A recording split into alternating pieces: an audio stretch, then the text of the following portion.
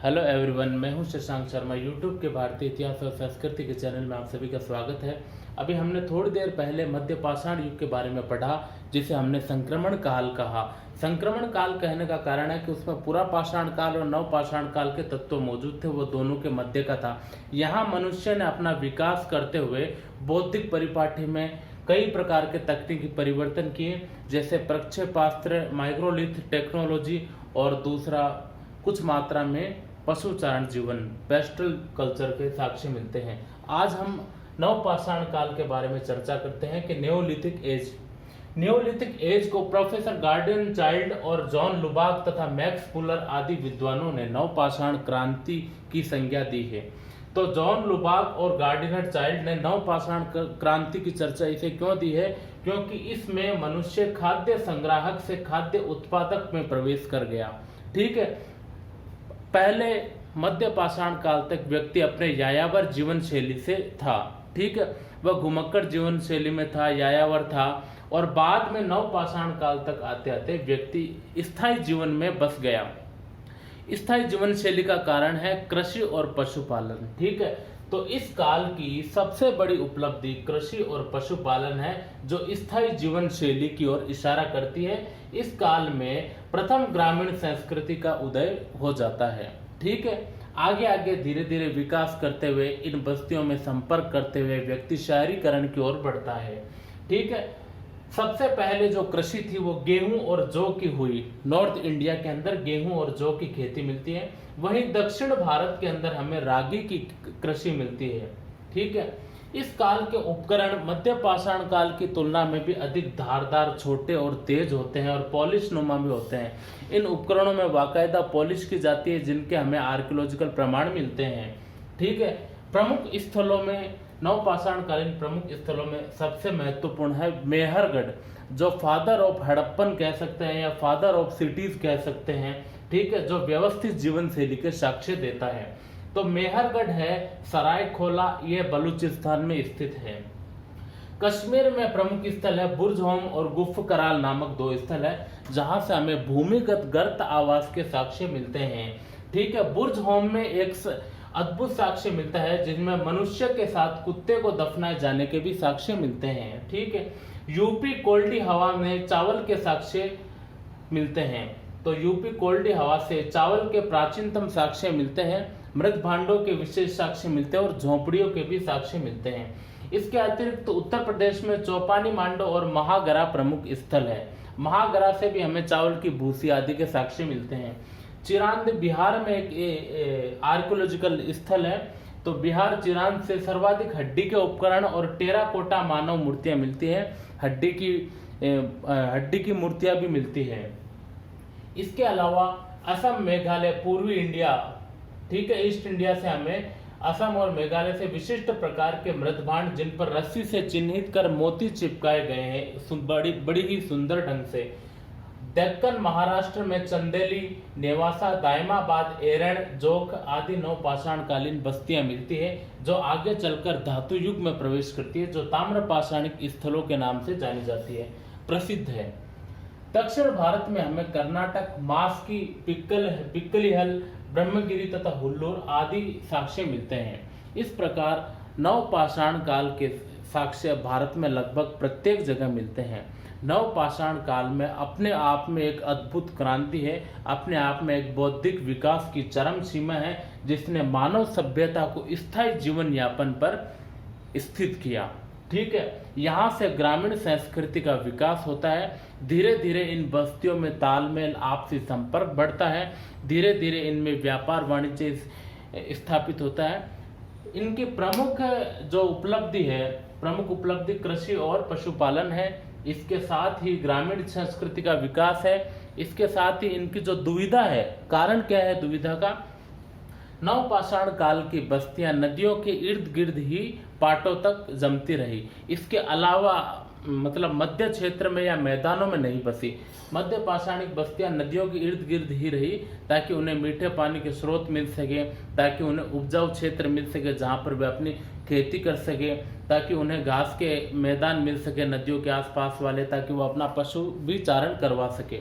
इस प्रकार से वे नदियों को छोड़कर नहीं गए। धीरे धीरे इनमें संपर्क बढ़ते हैं, व्यापार वाणिज्य का विकास होता है और शहरीकरण की ओर अग्रसर होते हैं ये लोग। ठीक है, इन लोगों का मतलब देशी विदेशी संस्कृतियों से संपर्क होता है, धीरे धीरे इनको नॉलेज मिलता है कि किस प्रकार शहर निर्माण योजना, नगर नियोजन योजना, जल निकास प्रणाली किस प्रकार से डेवलपमेंट किया जा सकता है। तो नवपाषाण काल अपने आप में एक अद्भुत क्रांति है। हम देखते हैं कि मानव सभ्यता की 90% कार्यशैली प्रागैतिहासिक काल में ही घटती है। 90% मतलब ह्यूमन डेवलपमेंट या जो मानव सभ्यता के जो कार्यशैलियाँ है वो 90% प्रागैतिहासिक काल की ही देन है। 10% ही वर्तमान तक का इतिहास है जिसमें हमने ये सब अचीव किया।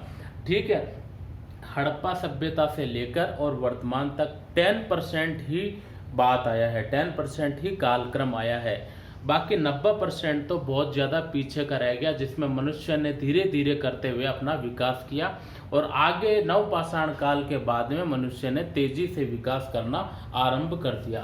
ठीक है, अब जब स्थायी जीवन शैली आ जाती है तो अपने आप में एक बहुत बड़ी क्रांति है। यहाँ से मनुष्य सभ्यता और संस्कृति के परिवेश में एंटर होता है, यहाँ से मनुष्य ग्रामीण संस्कृति के प्रवेश में एंटर होता है। हमें चौपानी मांडा वगैरह कई जगह हमें झोंपड़ियों के साक्ष्य मिलते हैं। ठीक है, और इस प्रकार से हम देख सकते हैं कि यह इसके पश्चात मनुष्य धातु युग में प्रवेश करता है, कांस्य युगीन है, कैल्कोलिथिक एज है, तो धीरे धीरे इंडस वैली सिविलाइजेशन के रूप में एक बड़े पैमाने पर उभरता है।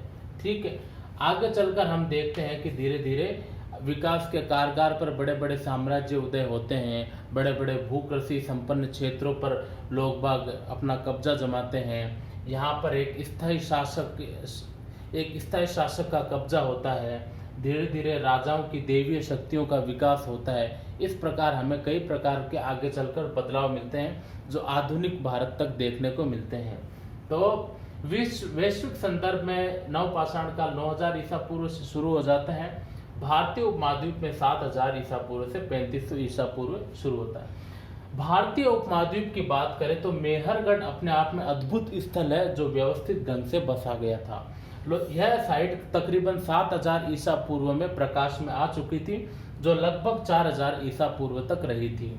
इस ड्यूरेशन में मेहरगढ़ वालों ने घर बना लिए, पक्की ईंटों की दीवारें बना ली, पत्थरों के आवास बना लिए, पक्की ईंटों के मकान भी बना लिए, यानी कह सकते हैं कि भवन निर्माण कला में निपुण हो गए थे। कहाँ तक? 5000 ईसा पूर्व के बाद तक आते आते।